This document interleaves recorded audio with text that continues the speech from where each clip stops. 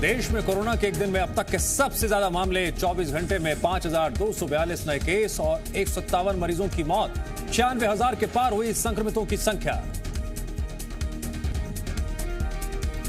Amphan तूफान की आहट पर सीधे प्रधानमंत्री की नजर। गृह मंत्रालय और एनडीएमए के साथ बैठक। 200 किलोमीटर हो सकती है तूफान की रफ्तार। अलर्ट पर 12 राज्य। सोनिया गांधी के दामाद रॉबर्ट वाड्रा का विवादित बयान। बोले वित्त मंत्री को अर्थव्यवस्था का ज्ञान नहीं है, मनमोहन सिंह से अर्थव्यवस्था की क्लास लें। अहमदाबाद में घर भिजवाने की मांग कर रहे प्रवासी मजदूरों की पुलिस झड़प हो गई। मजदूरों ने पथराव करना शुरू कर दिया तो पुलिस ने भी किया लाठीचार्ज। बॉलीवुड एक्टर नवाजुद्दीन सिद्दीकी परिवार के साथ उत्तर प्रदेश के मुजफ्फरनगर में 14 दिनों के लिए होम क्वारंटीन। मां, पत्नी और भाई के साथ आए थे मुंबई से। दिल्ली की सीए विरोधी हिंसा में जामिया यूनिवर्सिटी का छात्र आसिफ इकबाल तनहा गिरफ्तार। शाहीन बाग का रहने वाला है। 31 मई तक जेल भेजा गया। भारत की चेतावनी पर भी पाकिस्तान की हरकत। अवैध कब्जे वाले गिलगिट बाल्टिस्तान में चुनाव कराने का फैसला लिया। पाकिस्तानी राष्ट्रपति ने जारी किया आदेश। कर्नाटक में महाराष्ट्र, गुजरात, केरल और तमिलनाडु के लोगों की एंट्री पर 31 मई तक रोक। येदियुरप्पा ने लॉकडाउन में सारी दुकानें खोलने और सारी बसें चलाने की छूट दी। पीएम मोदी 31 मई को करेंगे मन की बात। लोगों से नमो ऐप और माय गवर्नमेंट ऐप पर मांगे गए सुझाव। ग्रेटर नोएडा में प्राइवेट मोबाइल मैन्युफैक्चरर कंपनी में 9 कोरोना संक्रमित केस मिलने के बाद मैन्युफैक्चरिंग यूनिट को बंद कर दिया गया है। कंपनी के करीब 100 कर्मचारियों और अधिकारियों को क्वारंटीन कर दिया गया है। मेरठ और गाजियाबाद में उड़ी सोशल डिस्टेंसिंग की धज्जियां। प्रवासी मजदूरों के वेरिफिकेशन के वक्त उमड़ी थी भीड़। इंदौर में बीजेपी को बड़ा झटका लग सकता है। बीजेपी के बड़े नेता प्रेमचंद गुड्डू ने बागी तेवर अख्तियार करते हुए सांवेर से उपचुनाव लड़ने की दावेदारी की है। वो मंत्री तुलसी सिलावट के उपचुनाव हराने का दम भर चुके हैं। सूत्रों के मुताबिक प्रेमचंद गुड्डू बीजेपी छोड़कर कांग्रेस में शामिल हो सकते हैं। जी मीडिया से बात करते हुए उन्होंने कहा, सिंधिया की वजह से कांग्रेस छोड़ी थी। अब बीजेपी में सिंधिया के आने के बाद फिर वही हालात बन गए हैं। प्रेमचंद गुड्डू के कांग्रेस में जाने से बीजेपी को बड़ा नुकसान हो सकता है, क्योंकि सांवेर में प्रेमचंद गुड्डू की अच्छी पैठ है। ग्वालियर के डबरा विधानसभा में बीजेपी कार्यकर्ताओं की बैठक लेने के मामले में पूर्व मंत्री लाखन सिंह ने शिकायत दर्ज कराई है। लाखन सिंह ने कलेक्टर से शिकायत कर कार्रवाई की मांग की है। साथ ही बीजेपी के पदाधिकारियों और सीएम शिवराज से भी शिकायत करने की बात कही है। लाखन सिंह ने कहा, उपचुनाव की तैयारियों में जुटे बीजेपी नेता सोशल डिस्टेंसिंग की धज्जियां उड़ा रहे हैं। उन्होंने कहा, डबरा में 20 से 22 कोरोना पॉजिटिव मरीज सामने आ चुके हैं। एक की मौत भी हो चुकी है। फिर भी 200 कार्यकर्ताओं की बैठक लेकर जनता की जान के साथ खिलवाड़ कर रहे हैं। कल एक वीडियो वायरल हुआ था जिसमें इमरती देवी, ग्वालियर ग्रामीण बीजेपी जिला अध्यक्ष कौशल शर्मा और मोहन सिंह राठौर बीजेपी कार्यकर्ताओं के साथ बैठक करती नजर आई थी। माला पहनकर कार्यकर्ताओं से अभिवादन स्वीकार कर रहे थे। वीडियो वायरल होने के बाद कांग्रेस ने शिकायत दर्ज कराई है। जीएमपीसीजी वीडियो की पुष्टि नहीं करता। मध्य प्रदेश में पिछली सरकार के फैसलों को लेकर गठित मंत्री समूह की बैठक हुई, जिसमें मंत्री नरोत्तम मिश्रा, तुलसी सिलावट, कमल पटेल शामिल हुए। साथ ही प्रमुख सचिव सामान्य प्रशासन विनोद कुमार, प्रमुख सचिव महिला बाल विकास अशोक शाह, प्रमुख सचिव जल संसाधन डीपी आहूजा भी मौजूद रहे। मंत्रियों ने फैसला लिया, अगले हफ्ते दोबारा बैठक होगी, जिसमें अधिकारियों को सभी आवश्यक दस्तावेज लेकर बैठक में आने के लिए कहा गया है। शिवराज सरकार ने 20 मार्च से पहले 6 महीने के फैसले जो पिछली सरकार ने लिए थे, उसकी समीक्षा के लिए समिति गठित की है।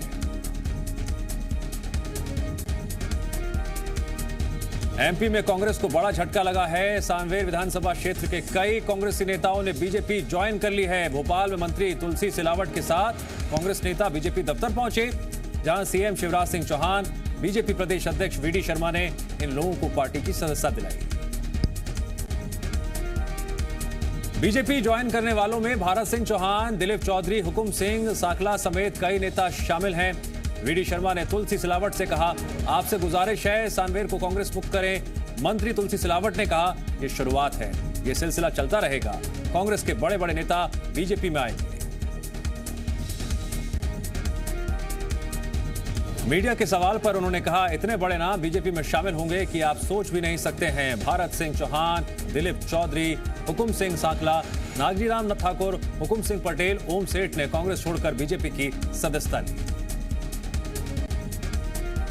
कमलनाथ ने अपने ट्वीट में लिखा है, जब कोरोना से लड़ने, मजदूरों की जरूरतों को पूरा करने का समय है, ऐसे में नेता चुनाव जीतने की रणनीति बनाने, लोगों को दल बदल कराने के लिए पार्टी ऑफिस जा रहे हैं। कमलनाथ ने लिखा, इस महामारी में भी पद बांटे जा रहे हैं, बिना किसी पार्टी और नेता का नाम लिए बिना। कमलनाथ ने लिखा, इनकी प्राथमिकता जनता नहीं सत्ता है। बेचारी जनता कोरोना से लड़ रही है और ये पद और टिकट के लिए लड़ रहे हैं।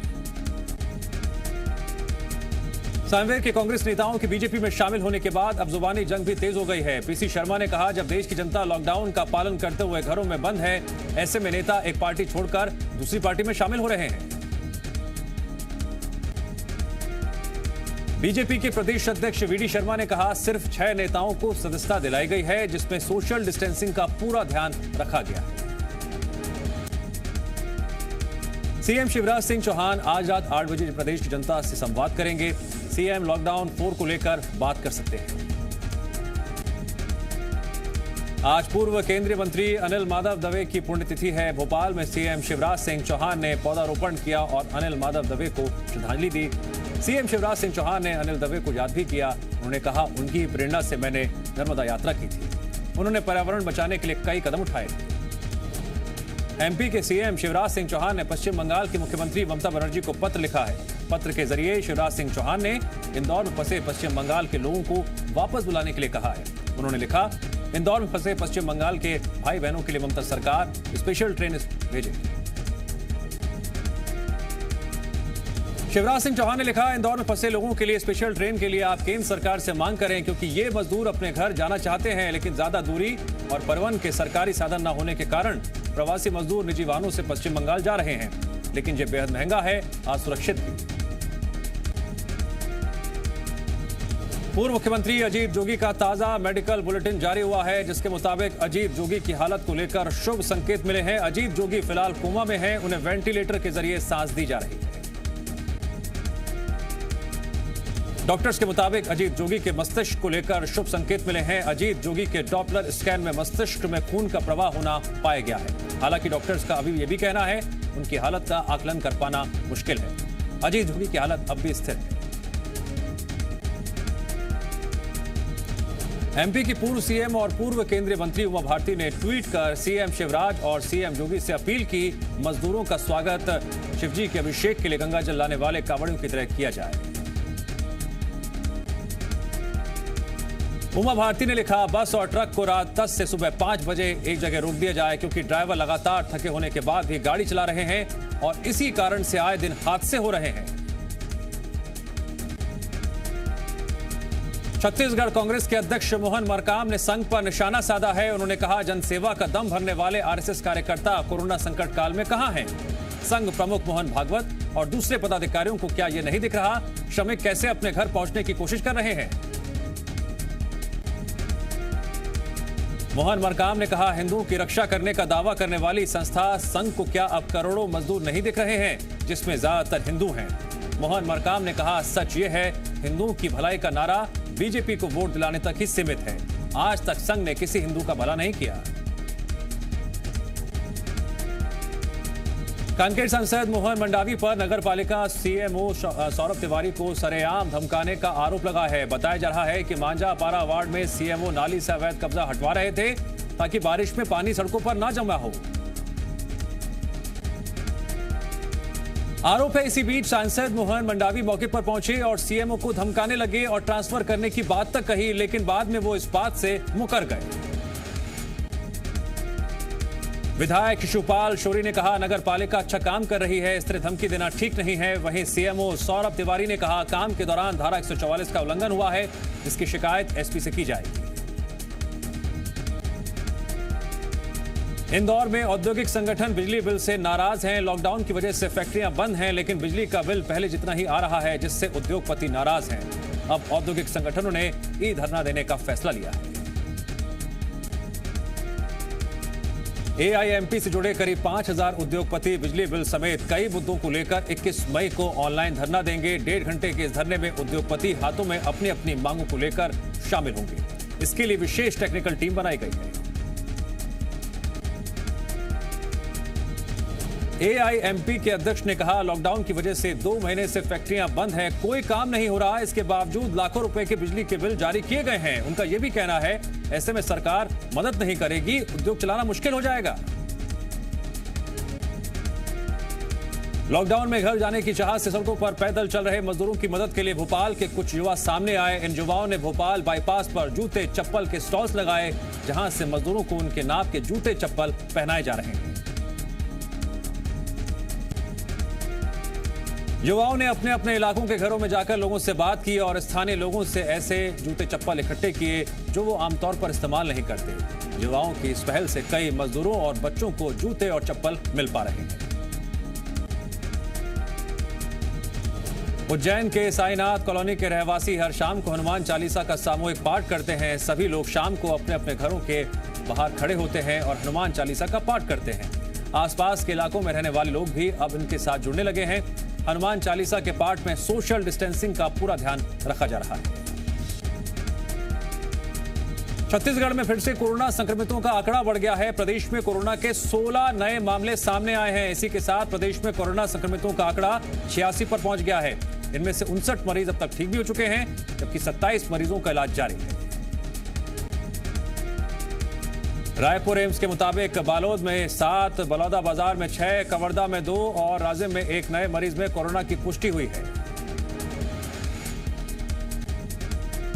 गरियाबंद जिले में कोरोना का पहला मामला सामने आया। कोटा से लौटी छात्रा में कोरोना वायरस की पुष्टि हुई। जानकारी के मुताबिक छात्रा 29 अप्रैल को कोटा से लौटी थी। छात्रा को 6 दिन कवर्धा में क्वारंटीन किया गया था, जिसके बाद छात्रा होम क्वारंटीन थी। रायपुर एम्स ने छात्रा में कोरोना वायरस की पुष्टि की है। मामले की जानकारी के बाद जिला प्रशासन छात्रा से संपर्क में आए लोगों की जानकारी जुटा रहा है। छात्रा के संपर्क में आए लोगों की सैंपलिंग की जा रही है। सरगुजा जिले में पहला कोरोना पॉजिटिव मरीज मिला है। अंबिकापुर के मोमिनपुरा इलाके में 55 वर्षीय महिला कोरोना पॉजिटिव पाई गई है। जानकारी के मुताबिक महिला कुछ दिन पहले ही अहमदाबाद से अपने घर लौटी थी। स्वास्थ्य विभाग ने महिला को होम क्वारंटीन किया था। महिला के सैंपल जांच के लिए रायपुर भेजे गए थे। महिला की जांच रिपोर्ट में कोरोना की पुष्टि हुई। महिला के घर के आसपास के इलाके को सील कर दिया गया है। स्वास्थ्य विभाग की टीम परिवार के सदस्यों का परीक्षण कर रही है। जांजगीर चांपा में कोरोना पॉजिटिव 6 नए केस सामने आए हैं। जिले के अलग अलग क्वारंटीन सेंटर्स में क्वारंटीन किए गए लोग पॉजिटिव मिले हैं। सभी मरीजों को इलाज के लिए रायपुर एम्स भेजा गया है। कलेक्टर का कहना है, गुजरात, तेलंगाना और नागपुर से आने वाले मजदूरों में कोरोना संक्रमण मिला है। जिले के जिन जिन क्वारंटीन सेंटर्स में नए मामले आ रहे हैं, उन क्षेत्रों को भी प्रतिबंधित क्षेत्र घोषित किया गया है। 6 नए मामलों के साथ ही अब जिले में कोरोना केसेस की संख्या 11 तक हो गई है। मध्य प्रदेश में कोरोना पॉजिटिव मरीजों की संख्या थमती हुई नजर नहीं आ रही है। इंदौर में 95 नए मरीज कोरोना पॉजिटिव मिले हैं। जिले में कोरोना के केस 2500 के पार पहुंच चुके हैं। वहीं कल 1 मरीज की मौत हुई थी। अब तक 101 मरीजों की मौत हो चुकी है। उज्जैन में भी कोरोना पॉजिटिव 12 नए मरीज मिले हैं।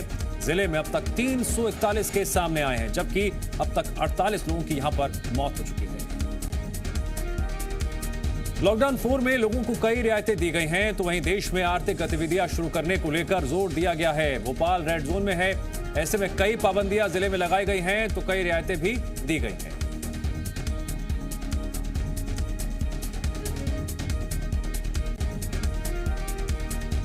इंदौर के लोगों को भी कुछ रियायतें दी गई हैं। नगर निगम सीमा में शामिल 29 गांव में उद्योग खोले जाएंगे। हालांकि उन उद्योगों को खोलने की परमिशन मिलेगी जहां कर्मचारियों के रहने, खाने, नहाने की व्यवस्था है। इसके अलावा सुबह 11 बजे से शाम 5 बजे तक लोग अपने घरों से निकल सकेंगे। इसको लेकर कलेक्टर मनीष सिंह ने आदेश जारी कर दिए हैं। इसके अलावा ग्रामीण इलाके के लोगों के शहर में आने पर रोक बरकरार रहेगी। लॉकडाउन 4 के पहले दिन इंदौर के एरोड्रम इलाके में लोग घूमने के लिए बाहर निकल पड़े। पुलिस ने लोगों से बाहर निकलने की वजह पूछी तो कोई जवाब सामने नहीं आ पाया। फिर क्या था, पुलिस ने ऐसे लोगों को जमकर सबक सिखाया। पुलिस ने ऐसे लोगों से उठक बैठक लगवाई। कोरोना काल में मजदूरों के लौटने का सिलसिला लगातार जारी है। मजदूर निजी वाहन या फिर लोडिंग वाहन से अपने घर जा रहे हैं। इसके लिए मजदूरों को भारी रकम भी चुकानी पड़ रही है। रास्ते में पड़ने वाले टोल टैक्स भी एक बड़ी समस्या है। मुंबई के मलाड से पश्चिम बंगाल के निकले मजदूरों का कहना है भोपाल तक अब तक 15 टोल आ चुके हैं और अभी इतने ही टोल और बाकी हैं। 4000 रुपए चुकाने के बाद घर जा रहे मजदूर पश्चिम बंगाल सरकार से नाराज हैं। राजधानी भोपाल में व्यापारी मास्क लगाकर सब्जी और किराना बेच सकेंगे। वहीं मिल्क पार्लर संचालकों को दूध का पैकेट बेचने से पहले उसे डिटर्जेंट के पानी से साफ करना होगा। जिला प्रशासन ने कोरोना नियंत्रण के लिए यह आदेश जारी किया है। आदेश के मुताबिक जो भी सब्जी व्यापारी और मिल्क पार्लर संचालक ऐसा नहीं करेगा उसके खिलाफ कार्रवाई की जाएगी। दरअसल शहर में सब्जी व्यापारियों द्वारा मास्क नहीं पहनने और सोशल डिस्टेंसिंग का पालन नहीं करने की शिकायतें मिल रही थी। इसके अलावा दूध का पैकेट भी कई हाथों से होकर गुजरता है, इसीलिए पैकेट से संक्रमण की आशंका से इंकार नहीं किया जा सकता है। रायपुर में अब मोबाइल, ज्वेलरी, फर्नीचर की दुकानें खुल सकेंगी। वहीं टेलर, साइकिल और वाहनों की दुकानें और शोरूम भी खुल सकेंगे। सभी दुकानों के लिए अलग अलग दिन और वक्त तय किए गए। वहीं रेस्टोरेंट्स और होटल की केवल किचन चालू रहेगी। रेस्टोरेंट्स, होटल्स को सिर्फ पार्सल की परमिशन रहेगी। शहर की मालवीय रोड कपड़ा मार्केट की दुकानें हफ्ते में 4 दिन खुलेंगी। वहीं कॉम्प्लेक्स में 40% दुकानें खोली जा सकेंगी। मिठाई, बेकरी सोमवार से शुक्रवार तक सुबह 9 बजे से शाम 5 बजे तक खोली जा सकेगी। दूसरे राज्यों में फंसे छत्तीसगढ़ के मजदूरों का प्रदेश में आने का सिलसिला जारी है। मजदूरों को लाने के लिए भूपेश सरकार ने 43 ट्रेनों की सहमति दे दी है। अब इन ट्रेनों से मजदूरों को दूसरे प्रदेशों से लाया जाएगा। अब तक 11 स्पेशल ट्रेनें प्रदेश में 16,254 मजदूरों को लेकर आ चुकी है। वहीं छत्तीसगढ़ सरकार ने 22 ट्रेनों के लिए रेलवे को कुल 1,88,00,000 रुपए का अब तक भुगतान किया है। मजदूरों के आने को लेकर रायपुर, दुर्ग, बिलासपुर, राजनांदगांव, भाटापारा, चांपा रेलवे स्टेशनों पर खास इंतजाम किए गए हैं। भोपाल में पीपीई किट पहनकर सैंपलिंग लेने वाले डॉक्टर्स, मेडिकल स्टाफ क्वारंटीन नहीं होंगे। केवल कोविड-19 ब्लॉक में ड्यूटी करने वाले दूसरे हेल्थ वर्कर्स को क्वारंटीन होने की सुविधा मिलेगी। केंद्र सरकार की नई गाइडलाइंस के बाद यह फैसला लिया गया है। गांधी मेडिकल कॉलेज भोपाल के डीन ने यह आदेश जारी किया है। अब शहर के होटल्स में क्वारंटीन मेडिकल स्टाफ को होटल छोड़ने के निर्देश दिए गए हैं। संत देव प्रभाकर शास्त्री दद्दा जी के निधन पर अभिनेता राजपाल यादव ने उन्हें श्रद्धांजलि दी। अभिनेता राजपाल यादव ने दद्दा जी का मोटिवेशनल वीडियो शेयर किया। फिल्म एक्टर आशुतोष राणा के साथ राजपाल यादव भी दद्दा जी को अपना गुरु मानते थे। नीमच जिला धीरे धीरे कोरोना फ्री हो रहा है। एक तरफ कोरोना मरीजों की संख्या में कमी आ रही है, वहीं पॉजिटिव मरीज लगातार ठीक होकर घर लौट रहे हैं। आज 2 बच्चों समेत 8 लोग ठीक हुए। इन सभी का लोगों ने ताली बजाकर स्वागत किया। छिंदवाड़ा के इमली खेड़ा चौक पर मजदूरों की सेवा की जा रही है। यहां मजदूरों के लिए खाने और आराम करने के साथ साथ जूते चप्पल का भी इंतजाम किया जा रहा है ताकि किसी भी मजदूर को कोई परेशानी ना हो।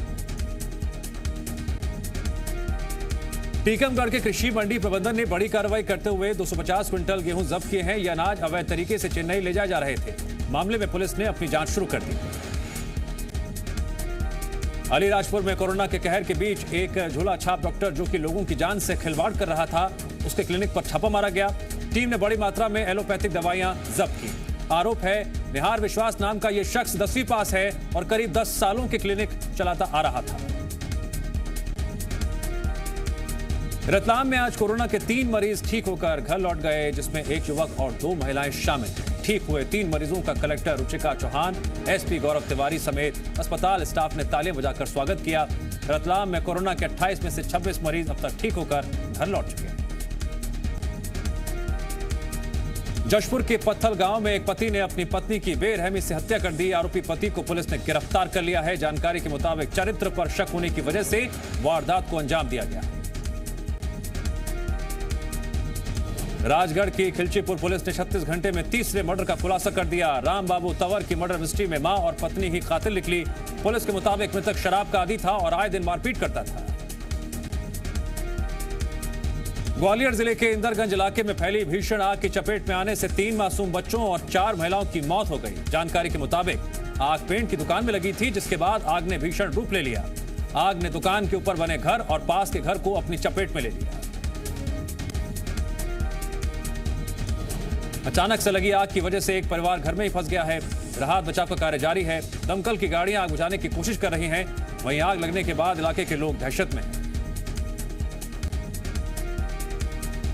दमोह में बदमाशों ने एक एटीएम को निशाना बनाया और एटीएम से रुपए निकालकर फरार हो गए। हिमौता में स्टेट बैंक के एटीएम में बदमाशों ने ब्लास्ट किया और फरार हो गए। जैसे ही आसपास के लोगों ने धमाके की आवाज सुनी तो लोग बाहर निकल आए और फौरन पुलिस को खबर दी गई। मौके पर पहुंची पुलिस अब मामले की जांच में जुट गई है।